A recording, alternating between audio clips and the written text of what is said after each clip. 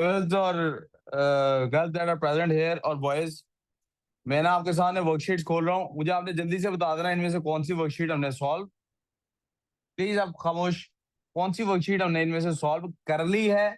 अगर कोई इनमें से केमिस्ट्री की वर्कशीट हम पहले से सॉल्व कर चुके हैं, I will definitely skip that now. मैं नंबर 5 पहले खोलूंगा, just give me a minute, अभी ये डाउनलोड हो जाएगी। आप बताएंगे कि हमने की है कि नहीं की। नहीं की ना, तो हम पहले ही इसी को कर Sir, लेते हैं। we how many haven't quits are done there? any worksheet of chemistry. Good, शाबाश। मुझे पता नहीं क्यों लगा कि मैंने किए हैं, तो बिस्मिल्लाह आज हम करते हैं।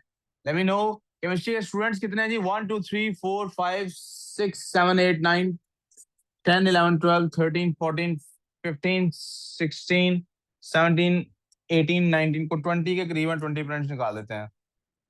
प्रिंट 20।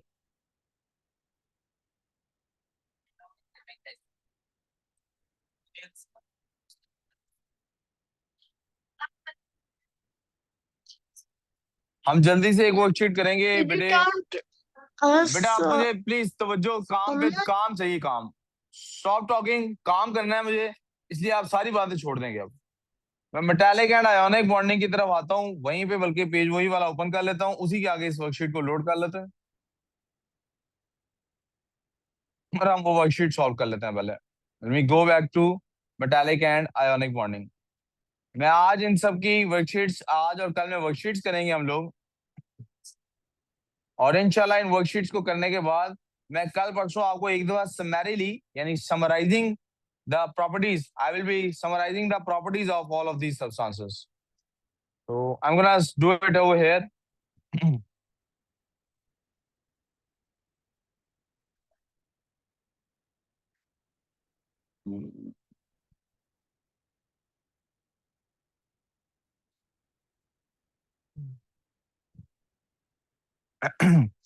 आज हम कम से कम एक्सरसाइज 5 अभी के अभी सॉल्व कर लेंगे। जो एक्सरसाइज जहां तक भी हम सॉल्व कर पाए, जो वर्कशीट, आप प्लीज अपना यहाँ पर नाम लिख लीजिए, अपनी डेट मेंशन कर लीजिएगा। जहां तक भी हम इसको वर्कशीट को सॉल्व कर पाए आज, 5 6 7, बाकी आपकी होमवर्क होंगी। You should know that worksheets के प्रिंट्स अभी आपको मिल जाएंगे। ठीक है, आई प्रिज्यूम हो चुका होगा प्रिंट। कहाँ है आहद, कहाँ है? अब आके प्रिंट्स लेके आ सर। तो जी, आज क्या डेट है बेटे? उधर से पीछे से चला जाता ना यार। आई डेट क्या है? What's the date today? 22।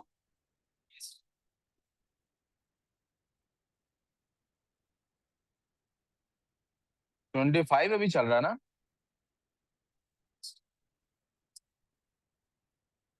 सो मैं अपना नाम लिख लेता हूँ। अब काम मिशाल, ये बेटे बॉयज एक आप रख लें, एक आगे डिस्ट्रीब्यूट कर दें, ये पीछे लड़कियों को दे देते हैं। जाओ।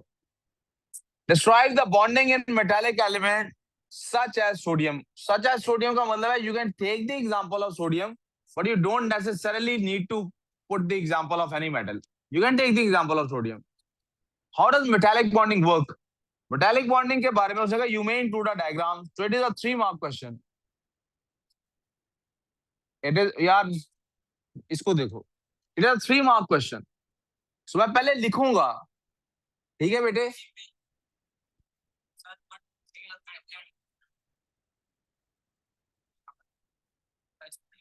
बेटा शायद नंबरिंग गलत हुई होगी, प्लीज तवज्जो नहीं कर लेते काम पे। बेटे इसको आदिया छोड़ के इसको काम को ना कर ले, आदिया लिव इट प्लीज, इसके ऊपर काम पे तवज्जो करो। मत छोड़ो जो भी है, लुक एट है।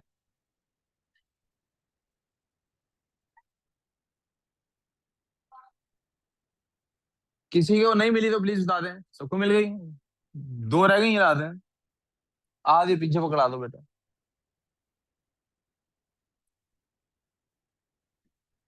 यहाँ लिखा हुआ you may draw the diagram, इसका मतलब आप डायग्राम भी ड्रॉ कर सकते हैं, लेकिन यकीन रखिएगा अगर डायग्राम ड्रॉ करेंगे भी उसका एक ही नंबर होगा। मैं पहले आपके सामने स्टेटमेंट लिखने लगा हूं फॉर द 3 मार्क्स, जो सिर्फ स्टेटमेंट लिखने पे भी 3 मार्क्स आ जाते हैं। बताने हमने क्या, metallic bonding, cations of metals bonded with surroundings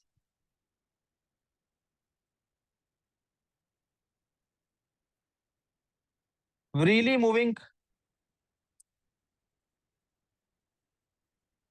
C of delocalized electrons. 3 number कैसे बनते हैं? एक नंबर इस बात का कि it is surrounded with cations है। दूसरा नंबर फ्रीली मूविंग का,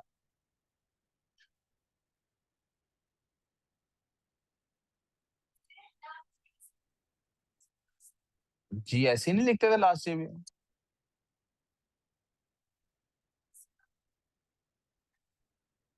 वो बेटे मेटल के स्ट्रक्चर की डिस्क्रिप्शन थी। That was description of metal का स्ट्रक्चर। दिस इज बॉन्डिंग की डिस्क्रिप्शन हो रही है, तो बॉन्डिंग तो कैटाइंस की उनके साथ होती है ना। अब आपको पता होना चाहिए कि मैं सोडियम की अगर एग्जांपल लेता हूं, तो मेटालिक बॉन्डिंग में और आयोनिक बॉन्डिंग में फर्क ये होता है कि मेटालिक बॉन्डिंग जब भी होती है तो जो पॉजिटिव पार्टिकल होता है हमारे पास, यहाँ के, जैसा कि यहाँ पे कैटाइन है, जी मैं स्ट्रक्चर डायग्राम ड्रॉ कर रहा हूँ, बेटे प्लीज इधर तवज्जो करनी है अब आप लोगों ने।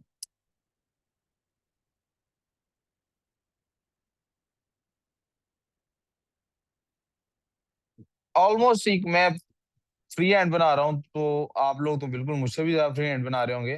We try to keep them के वो एक ही साइज के नजर आए। हम्म। यार ये सर्कल क्यों नहीं बन रहा मेरे से?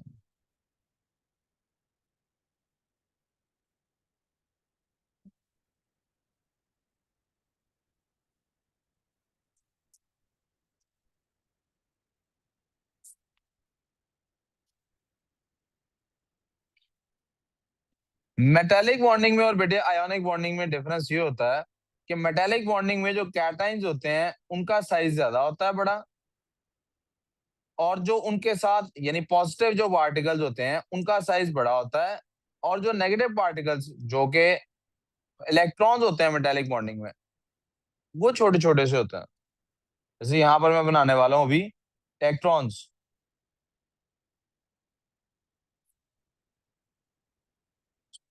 They will be smaller.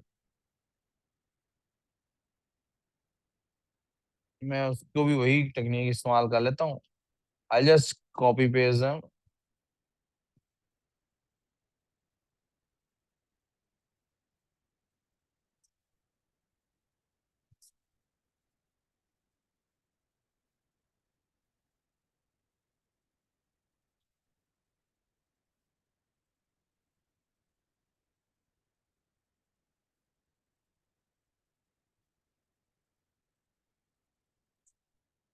आप देख सकते हैं कि जो इसमें नेगेटिव पार्टिकल्स हैं, मैं उन नेगेटिव पार्टिकल्स को शो भी कर सकता हूँ, यहाँ साइड पे भी लेजेंड बना के भी, और यहाँ भी इस तरह से भी कि हर एक के अंदर मैं इस तरह से नेगेटिव का साइन डाल दूं और वहां पे पॉजिटिव का साइन डाल दूं। It shouldn't really matter that much. नहीं भी डालूं तो सिर्फ साइड पे भी एक सर्कल बना के छोटे सर्कल के साथ नेगेटिव का साइन डाल दूं, बड़े के साथ पॉजिटिव का साइन डाल दूं। It shouldn't matter. उसने कहा टेक एन एग्जाम्पल, अगर उसने कहा है भी हमारे पास चॉइस है, हम चाहें तो सोडियम की एग्जाम्पल लें। अगर उसने कहा था सोडियम का ही बनाना है तो मैं लाजमन सबके अंदर Na लिखता। अभी मैं लिखने की जरूरत महसूस नहीं कर रहा। एक नंबर इसका। यही बेटे अगर मेरे पास होता, वो कहता आयोनिक बॉन्डिंग बनाए, तो आयोनिक बॉन्डिंग में हमेशा कैटाइंस छोटे होते हैं और एनाइंस यानी नेगेटिव पार्टिकल्स उससे बड़े होते हैं।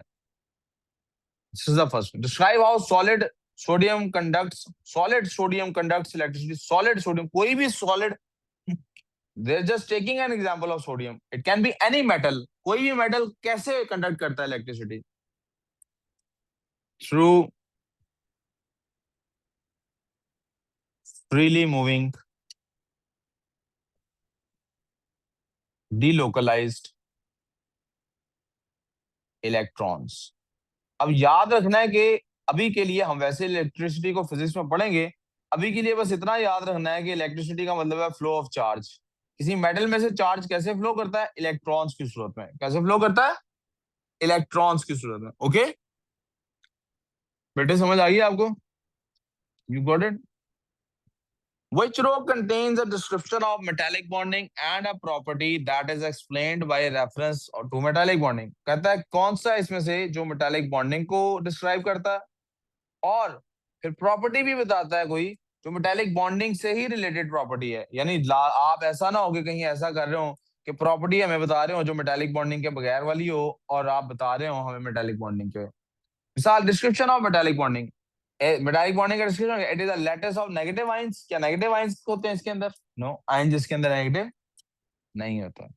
लैटिस ऑफ नेगेटिव आयंस नहीं होते। Lattice of positive ions, yes, lattice of positive ions है, बिल्कुल दोनों बातें ठीक हैं। इन अ सी ऑफ डीलोकलाइज्ड इलेक्ट्रॉन्स, यस ये बात ठीक है। इन अ सी ऑफ डीलोकलाइज्ड इलेक्ट्रॉन्स, यस ये भी बात ठीक है।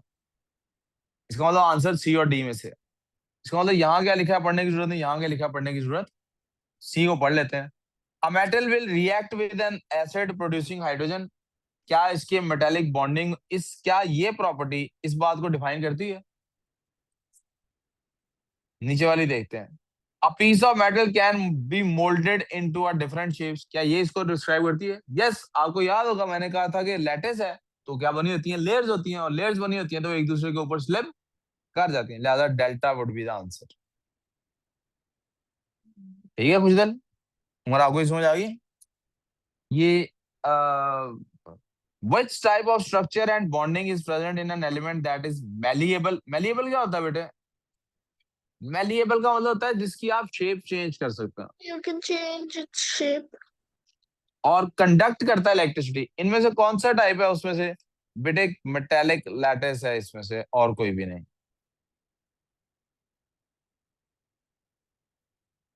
कोवेलेंट मैक्रोमोलिक्यूल्स, क्या डायमंड की हम शेप चेंज कर सकते हैं? नो। आयोनिक की? नो। नमक की कोई शेप हम चेंज नहीं कर सकते, जैसे क्रिस्टल है वैसे ही है। Covalent molecule, no not at all, किसी की भी नहीं कर सकते। Yes Irene. The elements in group 7 उसने हाईलाइट किया तो इसका मतलब है वैलेंस इलेक्ट्रॉन 7 होंगे, आयन बनेगा तो -1 माइनस वाला बनेगा। इसका सिंबल यूजुअली एक्स होता है और इसको हम हैलोजेंस भी कहते हैं और ये इनका सिंबल होता है, वो लिखा भी है बल्कि, आर नोन एज हैलोजेंस, इनको हैलोजेंस भी कहते हैं। Halogens can form halide ions, वो हैलाइड आयंस बना सकते हैं, ये देखें मैंने आपके सामने बना के दिखा दिया। Calcium chloride is an ionic compound. Calcium इसमें से कहां से है? ग्रुप 2 में से है। और क्लोराइड आयन कहां से है? ग्रुप 7 में से है। Complete the dot and cross. अब जब ग्रुप 2 वाला होगा बेटे तो उसके ऊपर सीधी सी बात है, उसने 2 इलेक्ट्रॉन्स लूज किए हैं, 2 पॉजिटिव। ये sequence of following this, 2 positive आएगा, इट विल लूज 2 इलेक्ट्रॉन्स, तो उसका चार्ज क्या बनेगा? Symbol 2 positive. कैल्शियम अगर आपको नहीं पता कहां से है, आप पीरियोडिक टेबल खोलेंगे देख लेंगे ग्रुप 2 में है कि नहीं। कैल्शियम क्लोराइड है ना, ग्रुप 2 में है। यस, अगर ये ग्रुप 2 में है, जरा साइड पे रफ वर्क कर रहा हूँ, कैल्शियम अगर 2 पॉजिटिव है और जो ग्रुप 7 में से क्लोरीन है वो क्लोराइड आयन बनाता है, 1 माइनस है, व्हेन वी डू क्रॉस तो ऐसा ही नहीं होता, Ca के साथ 1 रहता है, Cl के साथ 2 होता, राइट और नो? इसने 2 पॉजिटिव का मतलब 2 इलेक्ट्रॉन्स लूज किए हैं, क्या किए हैं? और इसके 1 माइनस का मतलब है 7th ग्रुप में 1 इलेक्ट्रॉन गेन करेगा। अब आपको जब तक इनकी इलेक्ट्रॉनिक कॉन्फ़िगरेशन नहीं पता होगी, आप ये काम complete, dot and cross diagram of ionic compound ऐसे शो करते हैं, हम एक प्रैक्टिस पहले कर भी चुके हैं। आपको याद होगा कि Cl का एटॉमिक नंबर था 17, क्या था? तो वो बनती थी 2, 8 और 7, 2, 8 और कैल्शियम का था बेटे 20, क्या था? तो इट वुड बिकम 2, 8, 8 और 2। यस, यस और नो? अब जो कैल्शियम है इसने अपना आखिरी 2 इलेक्ट्रॉन्स लूज कर देने हैं 2 पॉजिटिव बनाने के लिए, तो इसके पास कितने शेल बचने हैं? 3। इधर कितने बने हुए हैं? 2 बने हुए हैं। तीसरा एक शेल रहता है, तो तीसरा शेल हम बना देंगे। तीसरा शेल उसका कंप्लीट है या इनकम्प्लीट है? प्लीज आप लोग ये देख के बता दें, तीसरा शेल कंप्लीट है कि इनकम्प्लीट है? आदिया, तीसरा शेल कंप्लीट है कि इनकम्प्लीट है? जोन आउट है ना फिर। Complete. हाँ, तीसरा शेल कंप्लीट है, 8 इलेक्ट्रॉन है तीसरे शेल में, पहले 2 बने हुए हैं 2 और 8 वाले, तीसरा हमें बनाना है। अब क्या ख्याल रखना है हमने, क्योंकि उन्होंने पहले में क्रॉस से शो किया है, हम इसके इलेक्ट्रॉन सारे क्रॉस से शो करेंगे। किससे शो करेंगे? और इसके बाहर वाला शेल आयनिक कंपाउंड जब भी बनते हैं, मेटल्स हमेशा अपना आउटर मोस्ट शेल लूज कर देते हैं, क्योंकि वो आउटर मोस्ट शेल के इलेक्ट्रॉन्स लूज कर दें तो अगला शेल 2 खत्म हो गया, तो इसके साथ वो शेल भी। ओके, अब आ जाते हैं क्लोरीन की तरफ। क्लोरीन की 287 है, इसने एक इलेक्ट्रॉन गेन करना है। वो जो 2 था वो एक इसको चला जाना और एक इसके एक बाई को चला जाना। तो इसके ओरिजिनली इसके अपने शेल कितने हैं? 3। तो we need 3 shells around it. 2 बने हुए हैं, तीसरा हम खुद बना देंगे। अब आपको याद रखना है क्लोरीन के अपने शेल में पहले 7 इलेक्ट्रॉन है। कितने इलेक्ट्रॉन्स हैं? और आपको ये भी याद रखना है कि वो सारे डॉट से शोन है, तो हम भी डॉट से शो करेंगे। 1 2 3 4 5 6 और 7। इसी तरह से इधर कर लेते हैं। तीसरा शेल बनाया इस क्लोरीन के साथ भी। But sir, 1 2 chlorine's outer shell is now have to be complete now. 1 2 3, अभी बेटे ओरिजिनल बना रहा हूँ। 5 6 और 7। अब आ जाते हैं उस एक इलेक्ट्रॉन की तरफ जो इसको 2 इलेक्ट्रॉन्स कैल्शियम ने लूज किए, वो कहाँ गए हैं? एक ये है और एक ये। Did we understand this? वाला आज समझ आई है Yes. अली?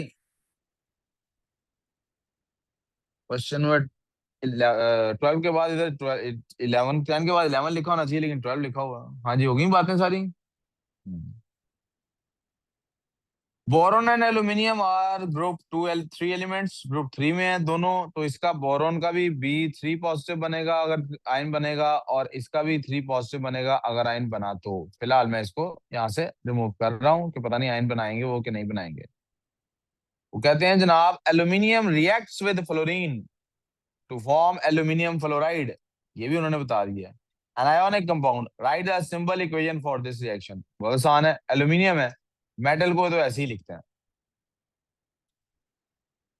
मैंने आपको बताया था देयर आर 7 एलिमेंट्स जो डायटोमिक फॉर्म में रहते हैं। उनमें एक का नाम था फ्लोरीन। उनमें एक का नाम क्या था? ये आ गया F2। This you need to no.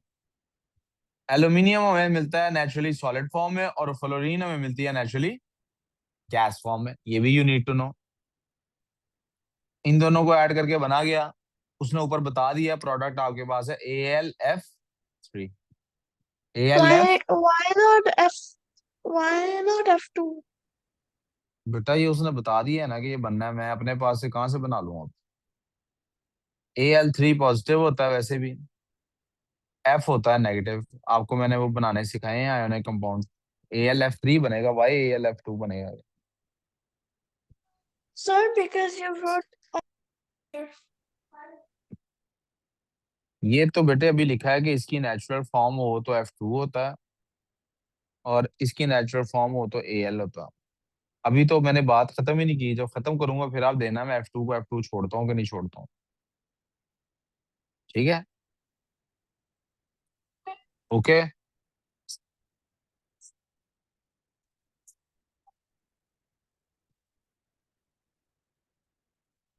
मेरा फोन कहाँ है वाला पता है? मुझे दिया है आयशा ने फोन, ये मेरे पास। इधर आओ।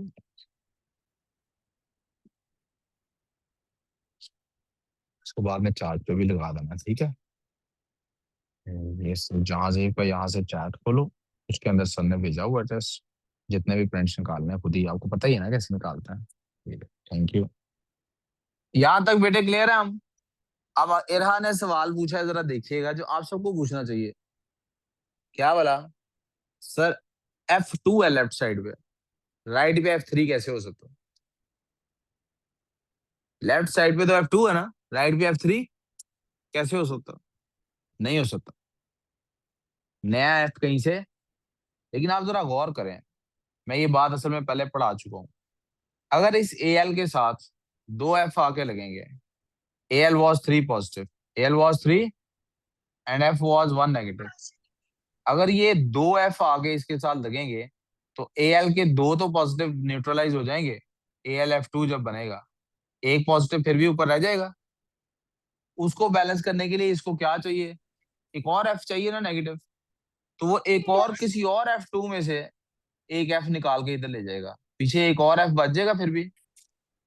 अब वो F नेगेटिव होगा, अब क्या वो बैलेंस रहेगा? वो बैलेंस नहीं रहेगा ना। तो वो F नेगेटिव किसी और Al पे अटैक करेगा, वो Al था 3 पॉजिटिव। अब वो बैलेंस Al3 में से एक F नेगेटिव आ गया तो AlF बन गया, इस पे अभी भी 2 पॉजिटिव बाकी है। तो ये क्या करेगा, ये एक और F2 पे अटैक करेगा, वो F1 बनेंगे, अब ये बैलेंस हो जाएंगे। तो इन टोटल आपके पास कितने Al इंक्लूड हुए हैं? आपके पास एक Al और 3 F मिलेंगे, तब जाके कहीं बैलेंस होगा। या यूं कह लेते हैं, इसको और सिंप्लीफाई ऐसे करते हैं, आपके पास कम से कम 2 Al आए हैं, तो कहीं जाके 3 F ने आपको बैलेंस किया। अगर अभी भी समझ नहीं आई, मैं और विजुअलाइज करा देता हूँ। Let me insert a page here.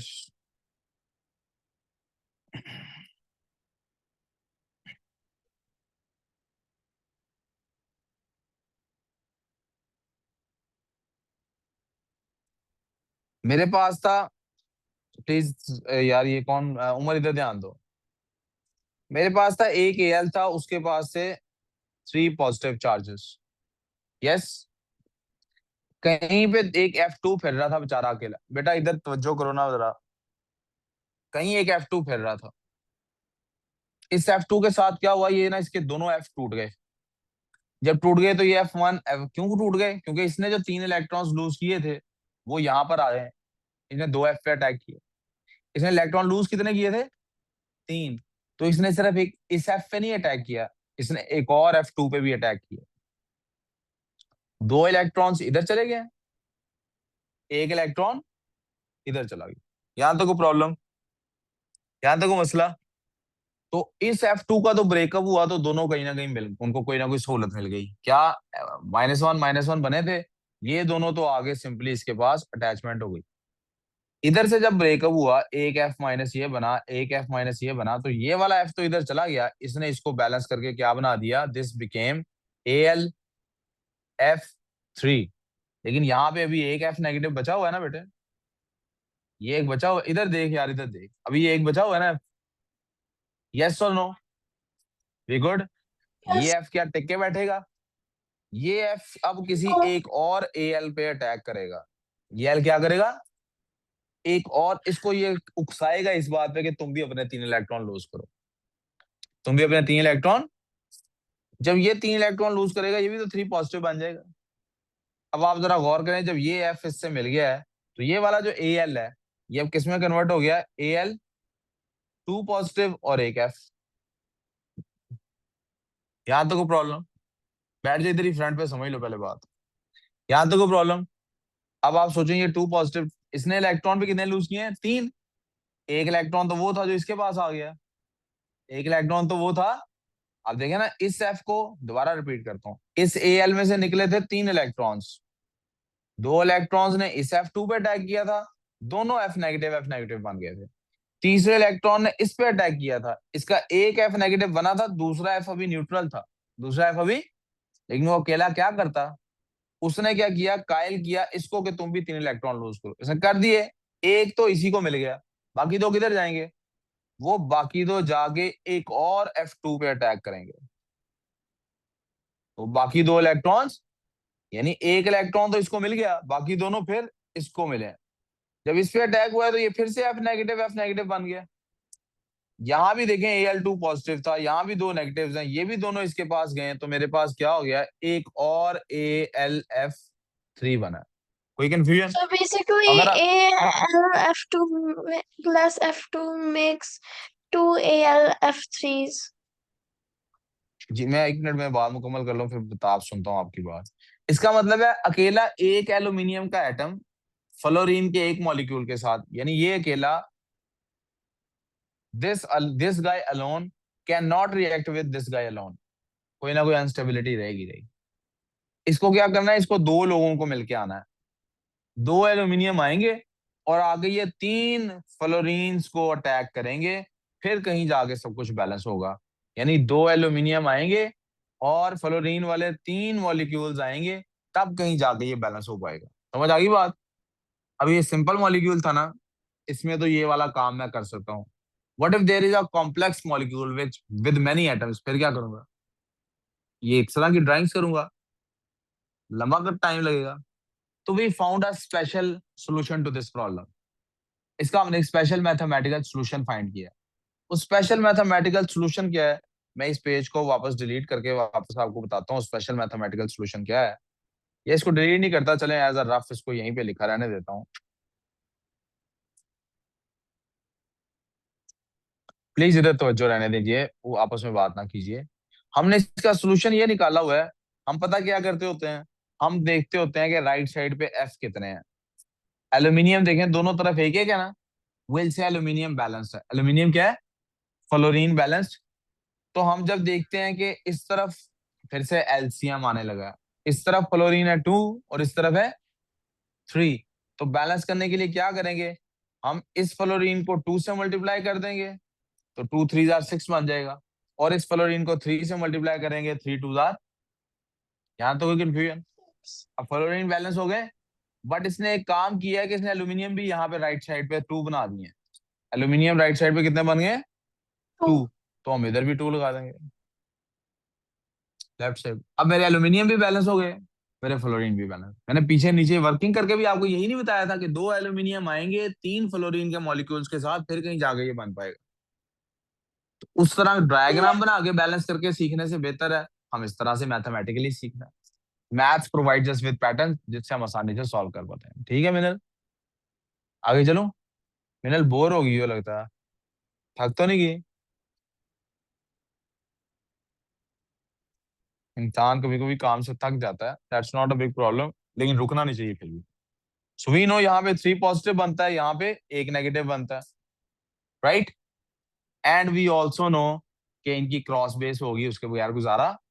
तो जब तो बेटे एक के एटम के साथ 2 एटम बन रहे होते हैं ना, तो फिर तो हम आयोनिक कंपाउंड को ऐसे बना लेते हैं, कैटाइन दरमियान में रखते हैं, एनाइंस राइट और।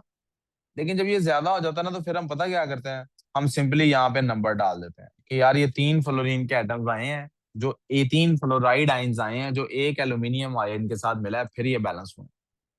कोई कंफ्यूजन? अब आ जाते हैं शेल की तरफ। तो एल्यूमिनियम के पास बेटा, अगर आपको पता हो, अगर आपने देखा हो, एल्यूमिनियम के पास, हमारे पास, इसके पास 2 8 3, ये इसकी थी इलेक्ट्रॉनिक कंफ्यूजन, 13 है इसका एटॉमिक नंबर। तो जब ये आयन में कन्वर्ट होता है, यानी जिसको हम Al3 पॉजिटिव कहते हैं, तो 2 और 8 रह जाता है, 3 आगे से खत्म हो जाता है। 2 शेल तो अभी भी चाहिए ना हादिया, 2 शेल तो अभी भी, एक शेल बना हुआ है। विशाल अपने वजन पे हो जाओ बेटे, दूसरा हम बना देंगे। दूसरे में कितने होने चाहिए, 8। ध्यान रखेंगे अंदर उसने क्रॉस लगाया था, तो बाहर हम भी क्या करेंगे, क्रॉस लगाएंगे हर इलेक्ट्रॉन को शो करने के लिए। फ्लोरीन की तरफ अब बात कर लेते हैं। जब फ्लोरीन से फ्लोराइड बनता है, फ्लोरीन होते हैं 2 और 7 9, when it becomes fluoride ion, तो ये 2 और कॉमा 8 बन जाता है। तो शेल कितने, 2 ही चाहिए हम ना, कितने शेल चाहिए हमें। तो इसमें ओरिजिनल जो थे वो 7 इलेक्ट्रॉन्स थे। तो आप याद रखेंगे कि उसने डॉट से अपने इलेक्ट्रॉन्स शो किए, हम भी कैसे शो करेंगे, डॉट से। 1 2 3 4 5 6, और ये यार ये ज्यादा ही दूर हो गया, 7। 8वां इलेक्ट्रॉन उधर से हमारे पास आया टूट कर, तो वो 8वां इलेक्ट्रॉन हम उसी तरह से क्रॉस वाला यहाँ शो करेंगे। अगर ये क्रॉस की जगह डॉट लग गया होता है 8th इलेक्ट्रॉन के लिए, इसको क्रॉस कर दिया जाता और कहते ये गलत है। एनी कंफ्यूजन बच्चों, वी गुड। ये मैंने आपको मेटेलिक और आयोनिक बॉन्डिंग की वर्कशीट्स करवा दी। इसके अलावा भी 3 वर्कशीट्स हैं जिनका आप, जब तक आपका फिजिक्स का टेस्ट होगा उसके प्रिंट आउट्स आपको मिल जाएंगे। वो तीनों वर्कशीट्स आपका होमवर्क होंगी, कल क्लास में उनको डिस्कस किया जाएगा। फिजिक्स का टेस्ट स्टार्ट करने से पहले मैं इसकी पहले रिकॉर्डिंग बंद कर लूं 1 मिनट। अच्छा जी।